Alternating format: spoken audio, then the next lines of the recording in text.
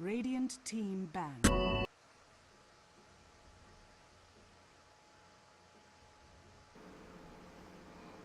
All right, you guys, welcome to CEVO Season 4. Sorry about that little bit of delay there. We are a little bit through the draft at this point, but my Dota decided to just instantly crash on me as I joined the game. So I do apologize for that. My name is Privatitude. I am actually here with a guy named Rarsum today, since Ever could not make it home in time before this game started. So Rarsum, how are you doing today? I'm doing pretty good. It's always a pleasure to come in and stand in forever since he sometimes has issues showing up on time. But Yeah. yeah, this should be fun. Should be an enjoyable cast. Both these teams are actually pretty good, so it's actually a good one for me to come in and watch. Yeah, it's a nice American Dota, which I know that you're familiar with. You've been playing Dota 1 since forever ago, and now switching to Dota 2, of course. But so I know that you have a lot of really good experience and can kind of help put this draft together at least. So let's just recap real quick what we have. SNA is going to be one team going up against eHug. Both very good teams, not only in CEVO, but making a pretty big splash in the American scene altogether. Just to note, eHug has actually lost to SNA in the last two best of threes that they've had. I think one was in JDL and the other one was in Dota Trash. So eHug definitely have their work cut out for them. They are also undefeated in CEVO at this point, sitting at 10 and 0, and I believe SNA is 7 and 3. Those 3 losses actually being forfeit losses. So they haven't technically lost the game that they've played. So very even match we have today. All right, yeah. Well, as far as the picks go, nothing too special that I've seen so far. Pretty standard. Looks like you're gonna have Invoker mid. Probably gonna be a Naga mid. Could be a support because Naga and Dazzle are actually really good together as supports. So if eHug wants to do that, they can do that. I don't know if they usually play Naga mid or whatever because I haven't watched them too much. So do you know if they usually what they usually do with their Naga? I actually don't. We're gonna have to wait and see. I think me and Ever have only cast eHug once, so I'm sure people in chat will actually be able to answer this question for you. But we'll be able to see pretty soon, I think, whether it's gonna be that support Naga or a carry Naga. 5 seconds remaining. Okay, well, either way, carry Naga, I'm sure you guys have all seen, incredibly strong. You rush that Radiance up, and then you can just split push the map, and it's just really hard to deal with. But Sneaky Nick's Assassins right now has really good team fight, so they can pressure that early and really deal with that. So we can see what they want to do. Tide, really good against Naga. After the Song, you can pop Ravage, which is really good counter initiation to what you want to do with Song. That's true. A song is great too. It provides so much flexibility to a team, whether they want to, if they see an opportunity to set up a fight, they can pop the ultimate, or they can use it to escape. You know, if you see this powerful combo of Tidehunter and Invoker come down with the AoEs and your team just sits completely hurt, you can always pop that Naga ultimate and just bail out. Same with the Mirana ultimate. So plenty of ways to both engage and disengage in this game so far, but we are waiting for these final 2 picks from both teams. In terms of laning, do you think this Tide is going to be support Tide, or will we see something kind of old school like a Tide in the off lane? It's usually not a support Tide. You'll see either a Tide gets some farm early. I know like EG likes to do a lot. They'll get that Arcane and that Blink up really early and just run around and take towers and take team fights. He's really not the best in support role because he can survive as a support, but he has a much higher impact when he gets those levels up and that early Blink Dagger. Yeah, there's those heroes, you know, that need those blink daggers. Tide is one of them, of course. SK is another hero, Earthshaker. And those heroes like SK and Earthshaker, they don't have that opportunity to get a whole lot of farm, but at least, like you said, Tide can potentially get that farm. And like you mentioned earlier, the brutal combo of Shadow Demon, Invoker, and that Sunstrike. And now Shadow Fiend is picked up, so presumably this is going to be a safe lane, tri-lane, Shadow Fiend, and it's a lot of damage. You set up that Shadow Demon, you have the Shadow Fiend damage output coming through, and then Invoker can just finish people off with that Sunstrike. Yeah, it's possible, but you could also see SF go mid in the Invoker's safe lane. That's true. Or just SF solo the safe lane, and they can go aggressive try with the Tide getting some farm, and have support come up with the Shadow Demon and go aggressive. They can do a lot with their lanes right now. We kind of have to see their last pick to see what they really want to do. But I really like this Rubik pickup. Really good against, you could get those Ravages, really good. It's got a lot of spells from Invoker that are really good, as well as just stealing Disruption. That can do a lot of work. Are you worried at all for the Shadow Fiend? Because he's a pretty squishy hero, very susceptible to ganks, and someone like a Naga, Mirana, Rubik, they're all very good at locking heroes down, and Shadow Fiend, I think, is going to be prey to that quite often this game. If the supports can protect the Shadow Fiend, I'm actually not too worried. If he can get his BKB really early, he's actually a really good hero against Naga, in my opinion. Because if you can, any kind of BKB hero against Naga, you just pop the BKB after song and he can do work. And SF can really, he can pop his ult after a song and it just does so much. That's true. Batrider is kicked out of the pool here. Great offlane hero potentially for SNA to have picked up. They do have their ban coming on through, getting low on this reserve time at 10 seconds. It's gonna, if Naga isn't a carry, then they ban out carry here, but they actually ban off the offlaner. So we're assuming then that Naga is going to be more of a carry role for Team eHug. Yeah, with this Darkseer pickup, it's definitely going to be a core Naga. Probably going to be mid, and they're going to send the Darkseer off lane. He can maybe rotate in the jungle if they want to. Looks like it's going to be a core Dazzle as well, with roaming Rubik and Mirana. That's also exciting. Dazzle needs levels. All his skills are so good. So if he can get some experience and farm, that's just great for our team. If he's not stuck at, you know, barely level 6 or barely level 7 and not leveled up on a lot of his skills, it's great because Shadow Grave gives you so much more range when it's leveled up, and the poison touch is just so good offensively too, especially, you know, for picking someone off like a Shadow Fiend. Enigma is the last pick up there for SNA, so even more team fight for their team, and that's looking kind of scary. Granted, they do have some long cooldowns with that Enigma black hole coming out, but their team fight is scary. Yeah, this Enigma pick is really interesting to me because picking that into a Rubik is really risky. But it looks like they're going completely against this Naga. They all want the BKB team fight after a song to make the song just completely worthless, kind of any kind of setups they want to do. So kind of interesting to see how that's going to go. If Rubik can get some big steals on Black Hole, it's kind of bite them in the arse, you could say, but to be quite frank. So we got to see how this Enigma plays. That's true. There's a lot to shut down that Enigma, so it is an interesting pickup at the end. It's kind of like a wombo combo all in, I feel like, with that Enigma picked up. If the team fights go really well for SNA, that's great, but if they whiff it, they've got some really long cooldowns to wait, and that will definitely give eHug that opportunity to get in this game, and they have some pushing power with the Naga illusions. Mirana's great at pushing. Darkseer burns down waves, so they definitely do have those options under their belt. But we are into this game. eHug is on the Radiant side. We have Sheep Sucks playing the Rubik. Pandago will be on this Dazzle. Jigglebilly playing Mirana. Falling behind here in this train is Justin on the Naga Siren, and Cakes will be the Darkseer. And I'll let you go ahead and take SNA on the Dire side if you want to. All right, IX Mike 88 is going to be playing the Tide Hunter.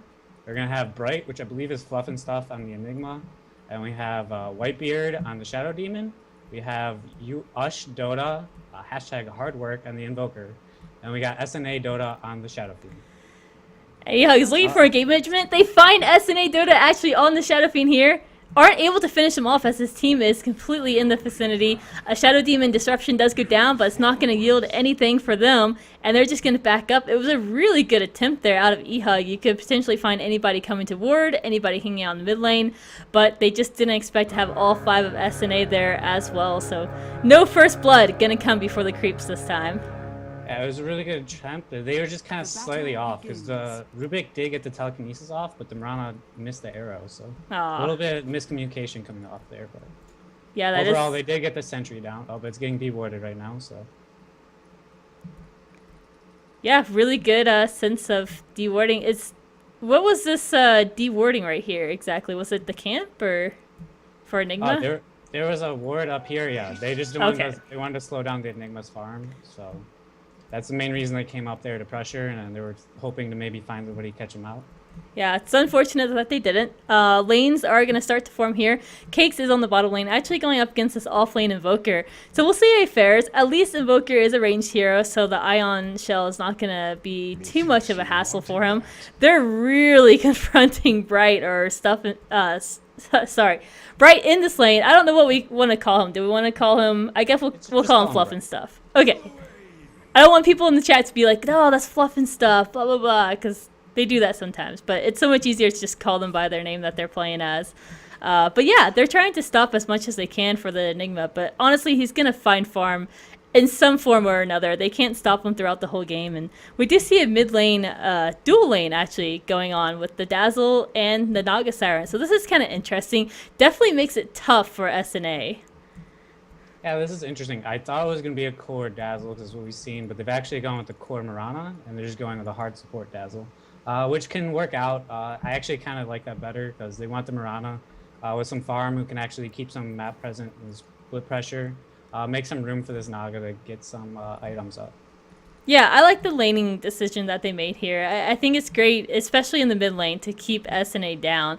Shadow Fiend without any souls is definitely detrimental to a team, and there's no way that SNA can even kill Justin in this lane either. So Justin's going to be able to stay in the lane, get these creep kills, and just be protected the whole time from Pandago. And it also spreads out their experience a little bit better too, so that you don't have that tri lane just sapping all the experience. So definitely something to keep an eye on in this mid lane. I don't suspect they can get a kill unless they just catch the Shadow Fiend too far away from his tower, and then they're able to just lock him down with a poison touch and a net.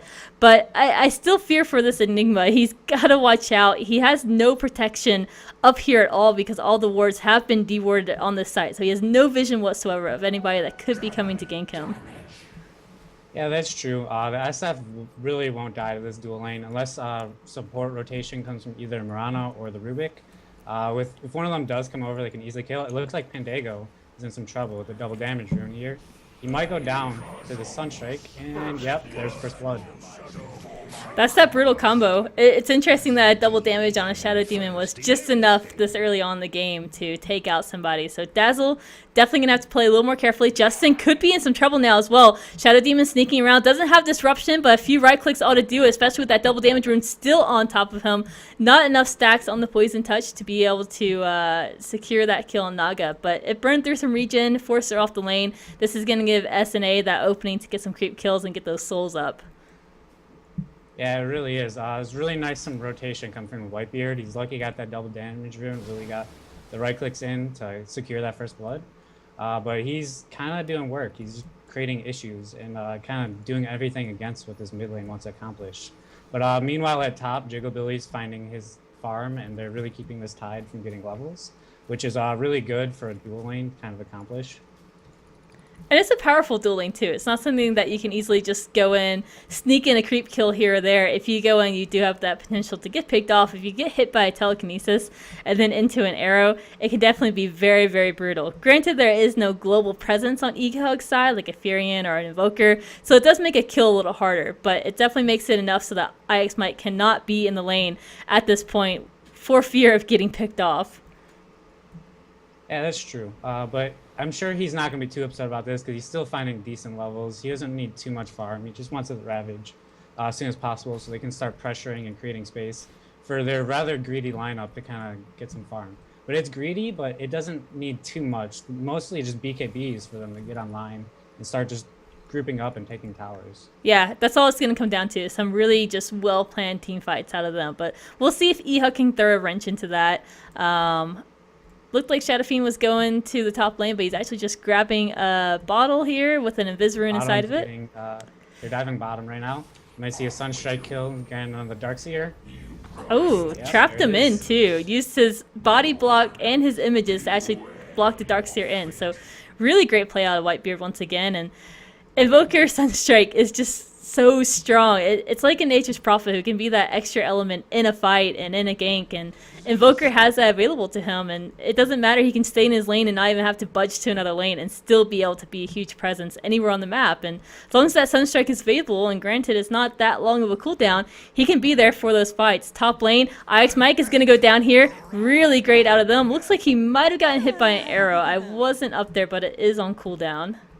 Yeah, he did. He got the telekinesis and to an arrow combo hit on him, which really is kind of what you got to fear for. But even that death is not too scary. I feel like SNA is really coming ahead in this early game, getting some of the kills and the pressure mid, and getting a lot on this Invoker actually on the off lane. Yeah, he hasn't been contested at all. There's really nothing Darkseer can do to stop that Invoker from farming. And even with the Shadow Demon there too, he's soaking up the levels. And Shadow Demon with levels is great. He's already rotated once and got a kill. And on top of that, he's still sitting at level 4 as well. So he's done a great job in his lane, kind of knowing when he needs to stay here and get the experience that is certain or roaming to a different lane and getting a kill. And granted, it was might have been a little bit of luck running into Pandago on the Dazzle here in the woods earlier on with the double damage. I think all the stars just kind of aligned up for him at that point. Yeah, it's always nice when you get runes to go your way, but it's just kind of how Dota is. Sometimes you just get in the right place at the right time. Pandago went to go scout the rune as well, and he just kind of got caught out that Shadow Demon got it first. Yeah, that's true. Enigma in the woods, sitting at 23 last hits, has the soul ring, so this farming is going to be expedited quite a bit here. Mike back on the top lane. He does have the stout shield to help him stay in the lane a little bit better, but as we saw earlier, he has to be careful. He's got to make sure he's behind a creep, basically, because if he does get hit by the arrow, there's a good chance he's going to go down. Despite being a rather tankier hero and having that stout shield, he can still easily get picked off, so he does have to be careful. But SNA, they are doing great on spreading the experience out and getting the farm, and SNA in this mid lane hasn't gotten picked off either, so that's also great for their team. Yeah, this Shadow Fiend's actually, he's doing all right. He's not doing as well as you would like, but considering it was a dual lane against him, he's definitely in a good position. It looks like he is going to go for the Midas into a BKB probably afterwards, I would assume. But yeah, so then we got Enigma, who's almost going to hit his level 6 in the jungle as well. And it looks like, I don't know if he has any items. He went for the soul ring. It looks like he doesn't have anything after that. But Tide's not doing too much, but he's almost level 5, so he's not having too hard of a time. Oh, SNA is in trouble. Turns it around. The tower comes into play with a few hits, and he just turns around, throws out Shadow Rays, and forces that off. Fended off 3 heroes with his tower and himself, so definitely good effort on his part. Top lane, Mike moves forward just a little bit, knowing that there's just Jigglebilly here on this top lane. But good position out of SNA. Knew he could be within his tower and be safe, and didn't die there. There wasn't, I don't believe there was a net out in time, so he was safe for the most part. And we're going on bottom. This looks like Invoker's not going to throw a Sunstrike. Oh, there it is now. Oh, patience, yeah. Sunstrike. But now Whitebeard is in some trouble. Cakes is going to chase him down. He's going to try and walk to the creeps to suicide, but cannot make it there in time. But so far, this Invoker Shadow Demon combo has gotten them quite a few kills. Granted, they're not that important of kills, being the Darkseer and the Rubik, but it's definitely paying off. Yeah, but anytime you get Sunstrike kills, it really gives Invoker more experience, and that's what the hero really needs. Like, he finished up his Midas, he's getting his kills, now he's almost level 7. And that's when Invoker really just shows his strength. But I'm a little surprised by that initiation as well. It looks like they were a little off mark. I don't know if Sunstrike was on cooldown, but he didn't combo it. Looks like there's initiation top. Nope. Black Hole was expended, and looks like, I don't know what happened, but they didn't secure the kill. I'm not sure what canceled it, actually, but Mike might be in some trouble. Jigglebilly doesn't have mana for an arrow, though, so he is going to be able to get away from this this time. But yeah, I thought Jigglebilly was going to go down there. I have no idea what canceled that black hole, unless it was just user error. That's the only thing I can think of. Yeah, sometimes it happens. It does. Or unless there was an arrow that was timed like right when he shot it, but I don't think it was. I think he might have just accidentally canceled it. Whitebeard in the woods, looking to pick off Pandago once again. Has to be careful, though. Naga is nearby. Out of mana, though, so he wouldn't potentially get locked down and killed, but he's going to sneak around. Has his sights set on Cakes. Cakes could just be in some trouble. There is a ward right here to spot them out, but it's not going to be enough. The Sunstrike isn't going to... It missed. It was missed. It's not going to... And that would have killed him, too. Yeah, because he's at 150 health, yeah. So that definitely would have killed him. A little bit of misplay, miscommunication again. This is such a great ward, too. It just provides so much vision for this bottom lane, so Shadow Demon can just sneak around whenever he wants if he sees that Darkseer out of position, and that's almost a guaranteed kill, unless you happen to miss the Sunstrike, like we did actually see. Pandago now on this bottom lane getting some kills, but Cakes, he's going to be in some trouble. Disrupted once again. The Sunstrike is here, but they're not going to need it. Just a couple of right clicks will do it. They secure that kill, making it 4-2, so they are taking just a commanding lead early on, and SNA just sit in the mid lane, 60 CS to his name, farming to his desire, and even Invoker is doing really well too. So both of those heroes are sitting top of the net worth board. Yeah, I think that was a little greedy by Cakes. It looked like he wanted to stack the hard camp again, but he just saw both of them leave bottom, and he was at 150 health. So sometimes it's a little risky, but he ultimately paid the price. He did, yeah. There's no ward over here or anything, so he had no idea that they were coming. This couldn't spot him out or anything. They actually smoked up too, but oh, were they? Yeah, they did. But he saw them kind of leave bottom, or there was nobody bottom, so he kind of could have had a feeling. But either way, it was a nice rotation from SNA, secure another kill, and it looks like they might get a bottom tower as well. Yeah, the Eidolons are doing some work. Dazzle knows not to TP to that tower, and he's still heading to this bottom lane. Cakes is there as well, but there's nothing that Dazzle can do, and he's got to be careful not to get picked off. Whitebeard looking to set this up, spots him out almost. It is daytime. I think he saw him. He could be in some trouble. The purge is applied. Cakes is here. We need to see a surge, but it's not going to happen. He's disrupted. Tries to run away now. Mirana ultimate is popped, and they do get out of here. Just barely. The bottom tower does still fall, though, so it wasn't like it was a complete loss for SNA to try and get a kill. They still got that tower kill. Yeah, but again, the Sunstrike was off the mark. I'm not sure if they're practicing this combo, if they're not used to it or whatever, but he kind of threw it in the middle, like assuming that he was going to walk away, but then he got disrupted. So I don't know, a little bit of miscommunication. But you know, it happens. You gotta hash it out. Yeah. Even with those, they're still they're gonna get another tower mid. They're securing everything, and they're just really creating space for their lineup to come and start to take down more towers and get map control. Oh yeah, it's great for Tide. Tide can get that Blink Dagger. He already has his mana boots completed and has some left in the bank as well. Shadow Fiend has had a really great game so far, 80 CS, and has not died yet. On top of that, and he has his hand in Midas, so that helps him to gear up a little more for late game on top of that. So pushing these towers down early is great because you do get these core heroes with some decent items early on, and that can just force these team fights a lot better. Roshan is going to get attempted here as they smoke into it with some Eidolons on top of that. And I think they probably have enough damage here, and eHug is none the wiser, even no wards in the area, so if they hadn't smoked, they probably still would have been able to get that. This ward probably would have spotted them out, though, if they had continued to go this way. I think the wards have seen it, but they definitely don't know, because there's 3 heroes that just walk towards top, so this Rosh is definitely going to fall. I don't know what they might not get too much out of it, but this looks like eHug's really going to be in a tough spot. With this Aegis and all of their big ults online, and mech up on Enigma, these towers are going to start falling, and then all of their map control is going to evaporate after that. And they already have decent map control, too, on top of that. You know, they've had that Shadow Demon who's been able to roam pretty successfully throughout this whole game and yielded a few kills on top of that, too. So we're going to have to probably see some defensive wards come out from eHug pretty shortly, but I expect to see some really brutal team fights come out of SNA pretty soon here, too. Yes. Well, it looks like Shadow Fiend went for a Blink build, so this is quite exciting. He's probably going to plan to Blink in and follow up with after some Ravages. I really like that build. I know I said I wanted BKB afterwards, but this is more of an aggressive thing, and Whitebeard's actually cut out here, and he's dead to Naga.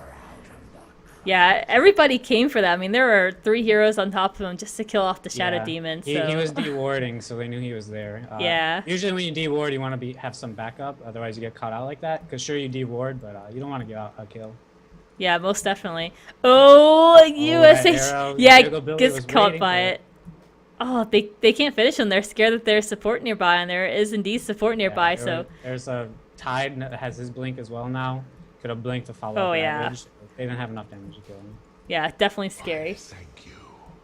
But yeah, it looks like this top tower is the next target for SNA. It's probably going to fall. I don't think eHug can contest it. They got to just let it go and try to take the mid and trade. I mean, how could you contest it with the Blink Daggers, that team fight, that SNA, I mean, even during this draft, we saw that they had a brutal team fight, and with this early lead that they've had so far and has gotten so much experience in farm, how can you fight against that? You can do tower trades, which is what eHug has opted to do, taking a tier 1 for a tier 1, but SNA is just going to keep on pushing, and at some point, you're going to have to come back because they're stronger, and they're going to push down these towers a lot faster than you. Yeah, that's what I'm saying. Like, they're really going to get the map control, so eHug's going to try and trade another tower, which is actually I would favor for them if they can manage to get this, but looks like they're going to have to go back and defend their base before they can get this. It's going to be a tough fight. There is a ward up here too, so this is going to set up this team fight for SNA perfectly. They just burned through that tier 2, already pounding down on the tier 3, and there's nothing here to defend against it, except for Rubik and Cakes, and already Whitebeard is making sure that there's going to be no defense available, already scaring off that Rubik. We need to see some more defenses coming on through. So Naga Siren actually doesn't have a TP. This is going to be Rax without that Naga able to get the arrow, goes out, connects with just that Forged Spear, so no harm done there with that. And there's not enough farm, so how can they defend against this? Whitebeard throws down the disruption onto Jiggle Billy. Cakes going in. Can he do anything? IX Mike throws out the ultimate. Only connects with one though. They can deal some damage to Cakes, but the ultimate is stolen by Rubik, and he throws out his own ultimate to kill IX Mike with it. Arrow goes out once again. Connects with a creep, so no big deal. Once again, Cakes is still in there on the action, trying to finish off somebody. Bright goes in with the black hole. Only hits 2, unfortunately 3 rather. Justin is there as well, but stops it with the Naga Siren ultimate. Can they fight this? Invoker's back into the fight.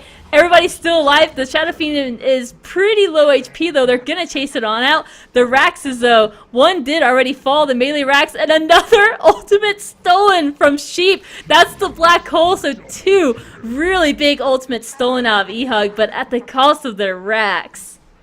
Yeah, that's what I was saying about this Rubik pick. It really a lot of big spells for him to steal. If it wasn't for I'm a Sheep Sucks right there, they would have lost that team fight. They would have lost the Rax. They would not have gotten those kills. Those kills were actually really huge for them. If Naga actually had a TP scroll, they probably wouldn't have lost that Rax either. So it was a little bit of misplay by them taking and pressuring that mid tower without having any TP support to go and be ready for this base push from SNA. Yeah, that's what I was thinking. I thought it was really weird that Justin didn't have a TP on him, so definitely a misstep on his part. But that was such a good team fight for them. I'm excited to see what they can do in the future. In this bottom lane, though, IX Mike sees Jigglebilly caught out. Has an invisibility rune, though, so Jigglebilly's going to be just fine. And Baby chases down, walks right into a sentry ward, though, so Jiggle really needs to be careful. Gets hit by a raise, not the second one though, goes into the Roshan pit and presumably gonna leap on out of here to safety. They don't know where he is, no dust or anything on these heroes, but the push is gonna come back once again, full force from SNA, but they do have these long cooldowns to wait, so no ultimate on the Enigma. Tidehunter still sitting at 40 seconds on his ultimate, and then the Shadow Fiend as well, 15 seconds on his, so his is gonna be the only one with the Shadow Demon Invoker that will have their ultimates ready in this next team fight. Yeah, but Naga has her Radiance up now, so she can really keep pressure out on the lanes and try and keep SNA from engaging on and pushing down their base. So this Radiance could really help if Justin can get some... Oh, it looks like they're going to bottom all engage on bottom, though. They know what's happening, though. They should be able to get out of this as well. IX Mike waiting, just buying time for his ultimate. 5 seconds on that. They catch him out, but he blinks away back to the safety of his allies. Now they're just baiting a team fight here. Arrow goes out, does not connect. Waiting for this Ravage to go on through. If they come back to save Cakes, they could be in some trouble. Vacuum onto just IX Mike. They're trying to just fend him off and buy some time for Naga to keep farming and now get back to the lane. She does have a TP this time, Rarsum, so that's good. Yeah, I feel like the only reason he didn't last time was because they weren't expecting that base push so early. So even though they did want to trade the second tier 2, they weren't prepared for it. It's really important to get back to your base and defend before they reach your base. So I feel like even though they wanted that tower, it would have been the better choice to go back and be ready for that base defense. And maybe they were hoping too that they could get that Radiance finished off before SNA actually got to their base, and unfortunately they couldn't get it finished off, but it was right after that team fight, so it was definitely really close. Justin's still putting pressure on the lanes like you mentioned, so he's in this mid lane. He can TP back at any time though if they need him at the base. SNA is forced back to try and defend, so only 4 heroes on bottom now. If Naga comes back, we might see a potential for this team fight, but they've got to tread carefully and not group up here because we are looking at a Ravage and a Black Hole both online for SNA. Yeah, they're definitely going to get this tower, and I'm kind of surprised this Shadow Fiend, the way he's playing, didn't opt to go for travels, because he's staying back to farm and keep the Naga from pushing out towers. So I really feel like he should have went travels so he could join his team in the push. That's true. It would definitely give him some options, especially now since it seems that that's kind of the plan that Justin has. So we'll watch to see if he does that in the future, but maybe he will. He's actually opting to get even more of an offensive build with that butterfly, or is it going to be an E-Blade or a butterfly? It could be an blade. Okay. I wouldn't be surprised with the way, but he also went the blink dagger, so he's going the aggressive build, which also surprised me why he went into the treads, because he really needs those travels in order to be around with his team to use the aggressive build. Yeah, if he's confident enough that he can blink in with that blink dagger and be just fine, then travels would have been fine. If you can get your team to lock down eHug long enough, then SNA isn't even going to be in danger of getting hit with, you know, a black hole and a ravage. As long as eHug doesn't group up, though, I think they have a chance of coming out on top of these team fights. I feel like Naga has gotten a decent enough farm, only sitting behind the Invoker and Shadow Fiend by about 2,000 and 1,000 respectively. So not really that far behind,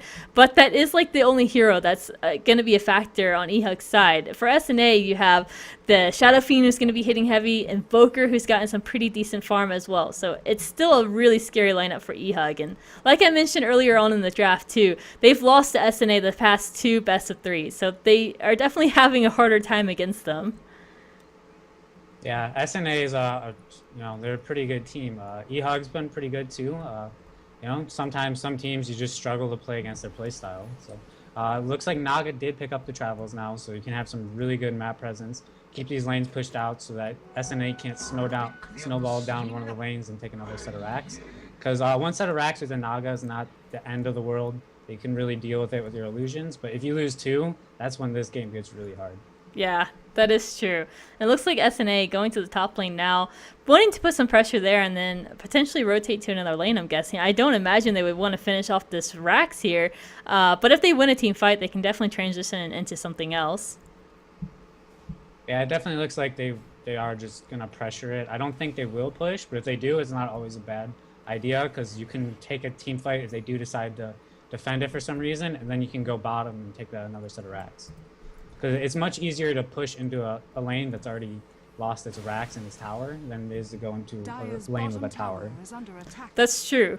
Naga on this bottom lane is going to trade a tier 1 for potentially this bottom racks, and yeah, there goes the lane completely. No racks there, but they do get that tier 1, and you know, that range racks, that lane was pretty much already lost, so that was really the best thing that Justin could do there, was at least get some gold for his team, and I feel like he's done a decent job enough kind of pushing the lanes out and putting the pressure on SNA to come back and defend and not making it so they can just march on through. If you keep the lanes pushed out, it definitely does create some problems for SNA.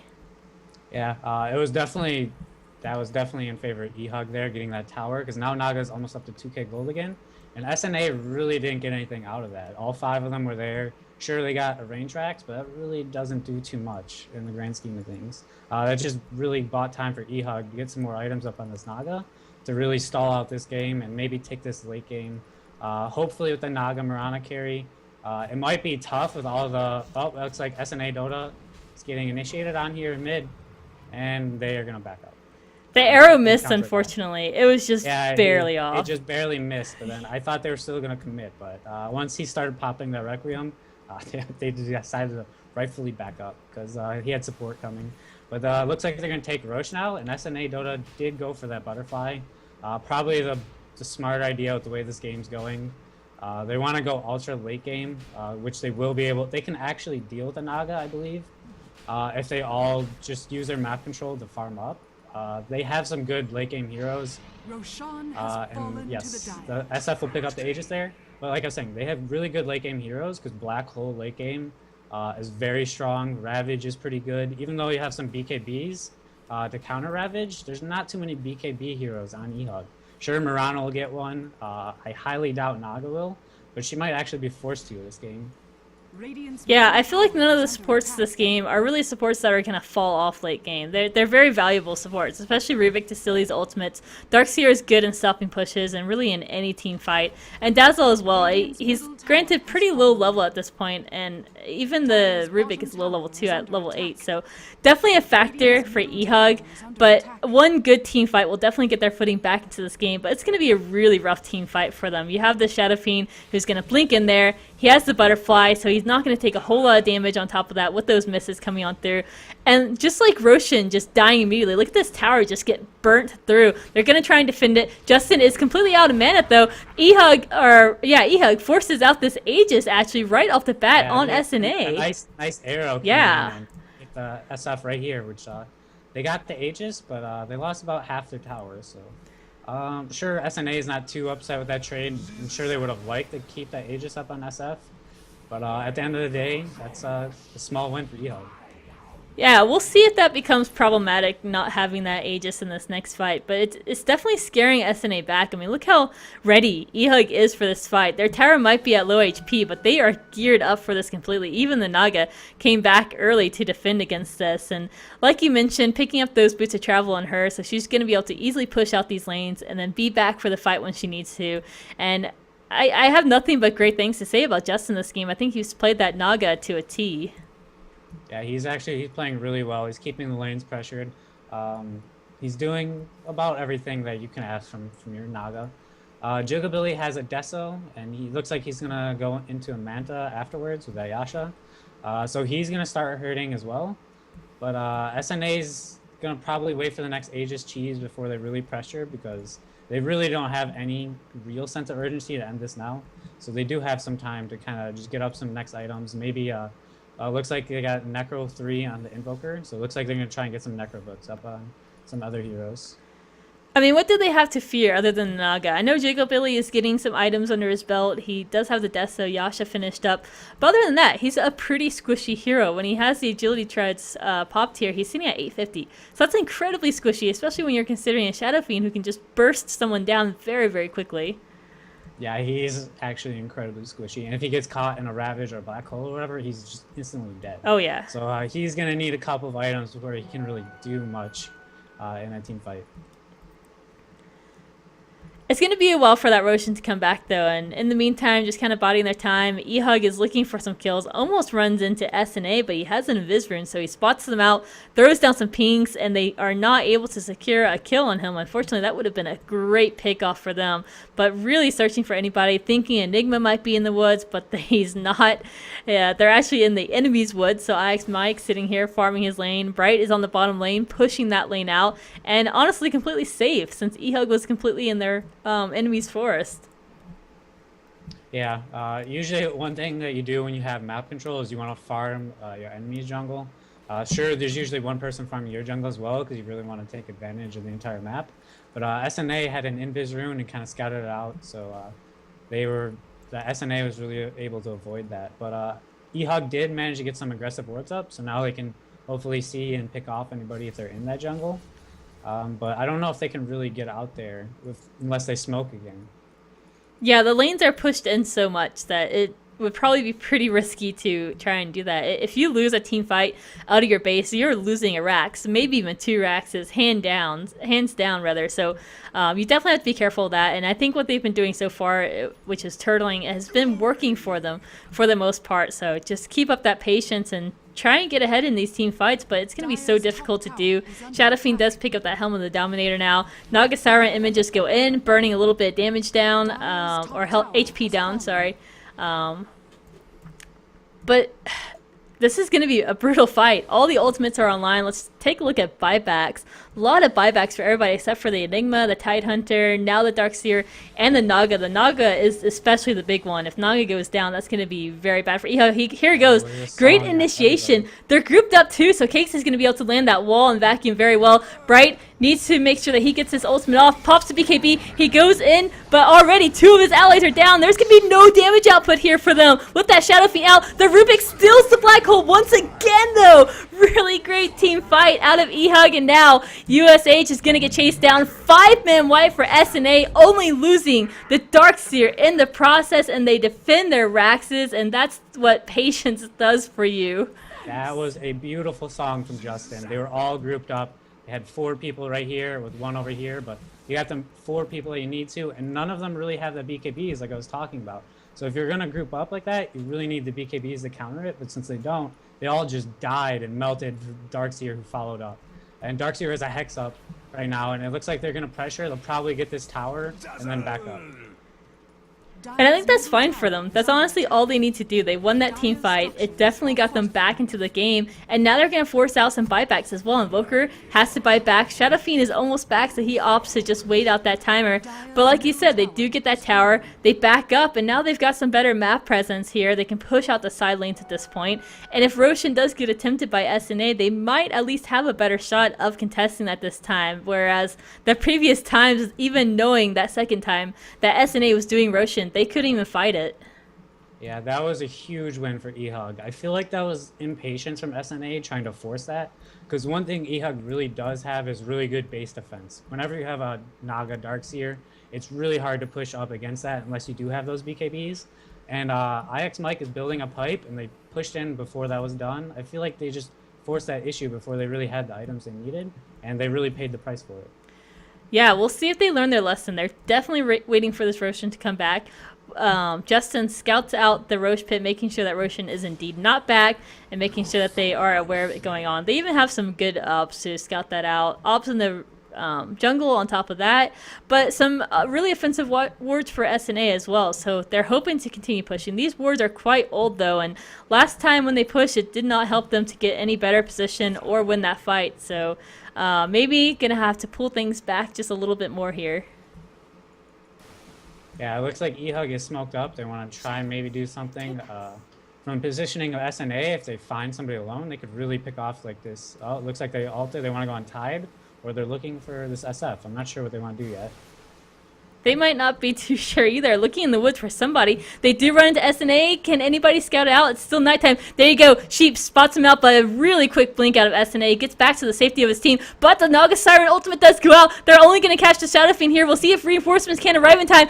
Telekinesis will push him back, and he's dead. Does he have buyback? He's definitely going to need it, and he does indeed. So he can get back into this fight if he needs it. Bright is in this bottom lane. Has a TP, so he can get back to the fight as well. And does not have that ultimate quite yet, but only 10 seconds left, so he will have it here pretty shortly. And SNA are going to try this base defense.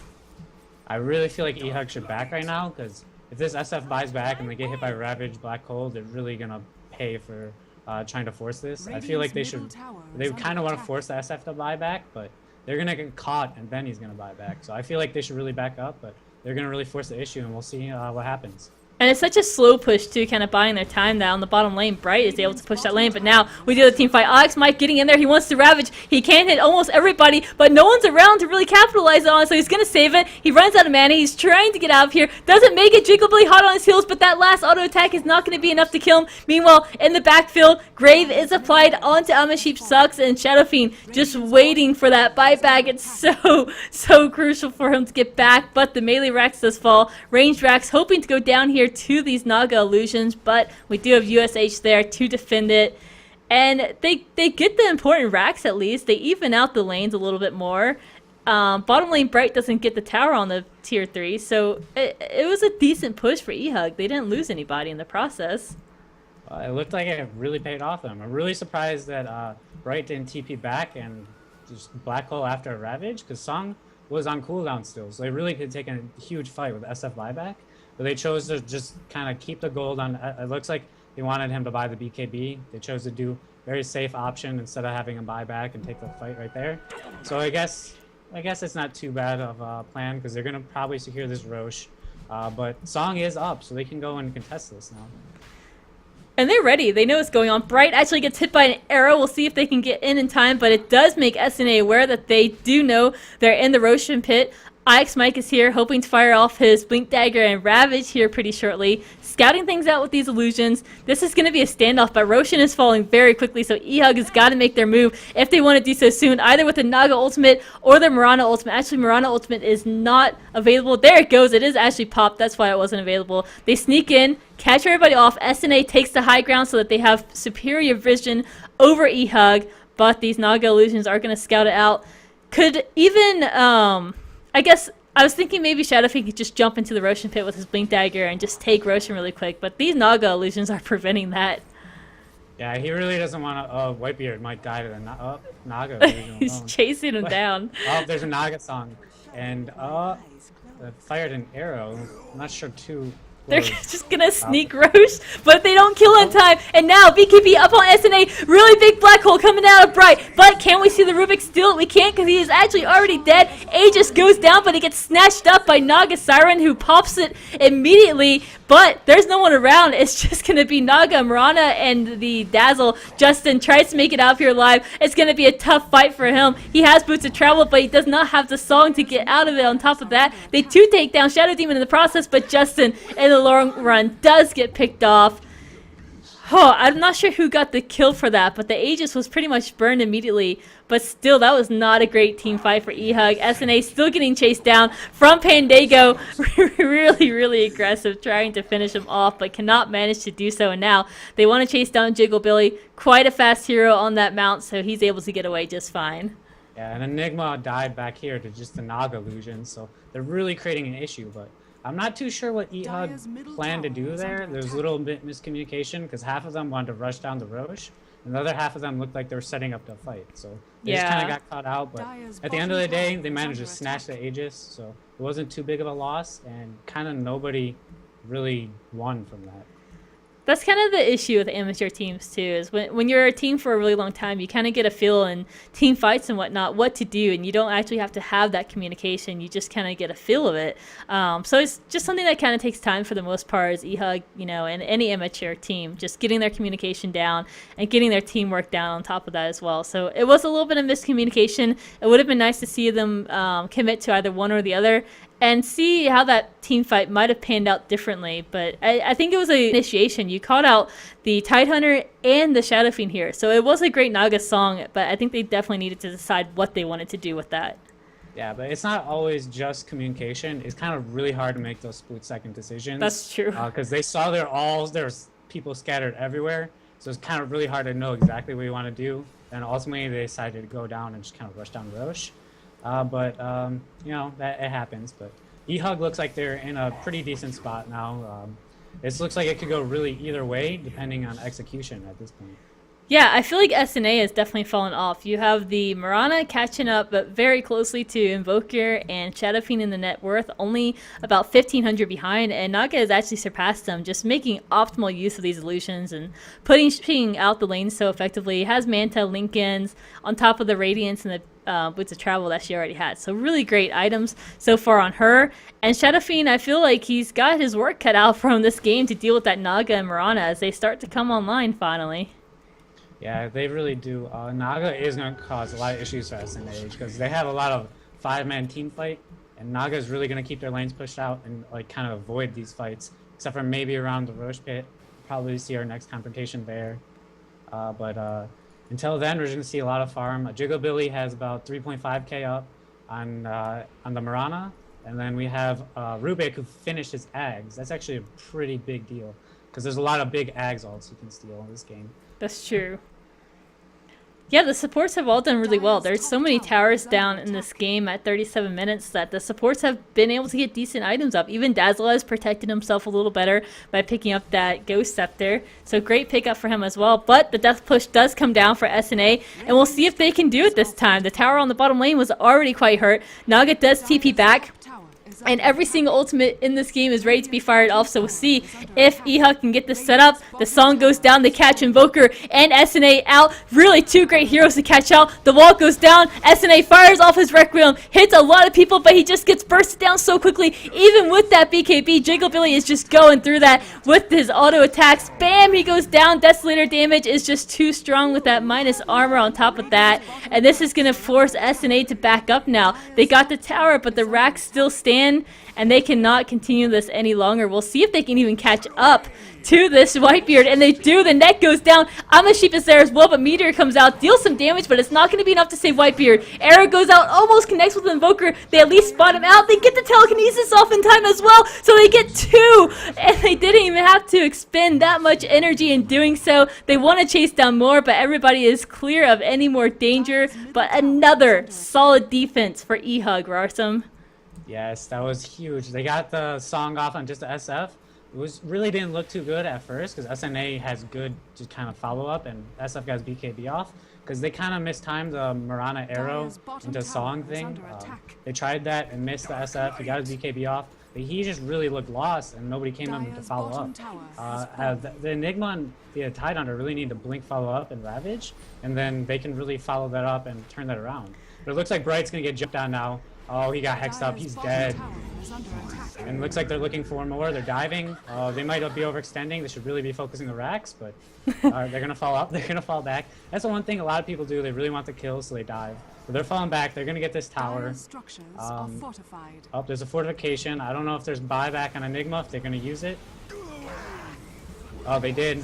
They're going on the Tide. They're gonna burst down the Shadow Demon. The Tide is gonna die. He doesn't have Ravage.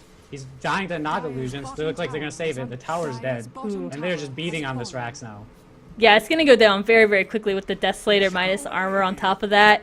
They can try and defend it. Song goes out, though, so this is going to get SNA in a really bad position, but they use it to opt out of this fight. Justin TP's out. They got their prize, which is the melee racks, as well as the tier 3 tower, and they even got some kills in the process. So what a turnaround. SNA was winning this game for the most part of it, but eHug just sat in their base. They're patient. They used the Naga as best as they could to push out the lanes, and now they're getting a lot back from all of that. The Naga is farmed up. The Mirana is getting some decent farmed, and they've secured 2 lanes in the process of all of that as well. Yeah, so SNA was looking really good at the start, but eHug, it looks like they are in commanding position to win this game. It's still not over because SNA has huge team fight potential if they can land their combos, which they've yet to really do. So, but if they do land their combos, they can easily end this game. I feel like it's so hard to do this game with the Mirana's ultimate and Naga's ultimate. I feel like it's hard to get that set up because at any point you can potentially have eHug to get the jump on you, and then it's hard. If you send the Naga illusions in with that Radiance burn, you're not going to have that Tide or Enigma being able to blink into the fight, and we've seen it a few times where SNA is just out completely alone and nobody can jump in to save them. Well, the one thing is Enigma has BKB, so if he pops his BKB right away, he can actually blink in and hit a black hole, which we've yet to see happen, which I've been expecting and I thought they were going to do. The Tide, yeah, he can't really go in, and that's probably what Enigma's waiting for. He wants Tide to go in, but since the Radiance is stopping his blink, they're just waiting and not using any of their spells. Yeah, and I get it. Sometimes you're afraid to use that black hole just because it is such a long cooldown. And at this point, if you whiff a black hole, you're not going to have it for a while, and that could be potentially a Rax that the other team can take. But top lane, Naga's going to go ahead and try and take a Rax, but the fight continues in the Radiant base. IX Mike is in there, has his ultimate still, fires it off, as well as SNA firing his ultimate off. They take Cakes down immediately. Whitebeard in some trouble with the tower just hitting him. Jigglebilly jumps in, takes out IX Mike as well, and now SNA, he's in some trouble, gets netted down, pounded down by the Naga illusions and allies. Bright now in some trouble, still holding on to that black hole because there is just not an opportunity to use it, and they kill 2. They're going to go on to USH now. He's all alone. Naga's song is popped, but... Oh, do they have any reveal? They don't have any detection. They don't. That was a really weird song. I feel like they just saved the Invoker. Yeah, I thought it was to cancel TPs, but Invoker still has the Boots of Travel ready, so I'm not quite sure what it was. Maybe just... Rubik's picks up the gem. Invoker's still in the base. He might actually catch him. That would be so unlucky for USH. Oh, they know he's here. He's going to get caught. It's 2 supports, but he's so low HP that they can take him out very easily. Now they go in the mid lane onto Whitebeard as well as IX Mike. We'll see if Justin can catch up to throw a net out, but the Radiance Burn is going to take out Whitebeard. They need to focus on IX Mike now, but IX Mike backs into his base, doesn't have a Ravage to his name at this point, and there's 4 down. The Mega Creeps are almost here for SNA. Just 1 lone standing Rax, and Naga Siren's there. Yeah. What a turnaround, man. That was such a crazy, just so much patience out of eHug. They waited for the right opportunity. They made sure that they weren't grouping up for these major team fights and these big AoE ultimates that we see out at SNA, but unfortunately they just couldn't set it up. I don't know if you mentioned, but Jigglebilly picked up a rapier. He is going all out at this. Alright, I mean, I guess it was the right time. That's an interesting pickup. Maybe just wanting to sneak out of the base. I'm not sure when he picked it up. Oh no, there's a nice grave. This is a comeback. This is it. Nope, he gets away. That was a really nice grave to save him. Now the SF falls. The Tide Hunter's dead. The SF, he can buy back. He should. I don't know why he's not. Their throne is dying. It looks like his game. Jigglebilly's gonna kill it with the rapier. Rapier, and then on top of that, the minus armor that the building has from the Deso. What a game out of eHug, though. They've had such a difficult time fighting up against SNA previously in the past few weeks, but they maybe are starting to get a feel of how they beat this team, and they managed to do so once, but it is a best of 3. They've got to do it at least one more time, potentially another time after that if SNA can pull it together. We'll see what their draft comes out as next, but this was definitely a huge team-oriented draft. Oh yeah, it was team-oriented from both teams. SNA all-out team fight. You never really got to see the combos. It's one of the things with a huge team fight like that. If you're not hitting the combos, you're gonna lose the fights. So it's kind of what happened. The Naga played really well from Justin. Jiggle Billy played really well in the Mirana, got the items up, got the damage.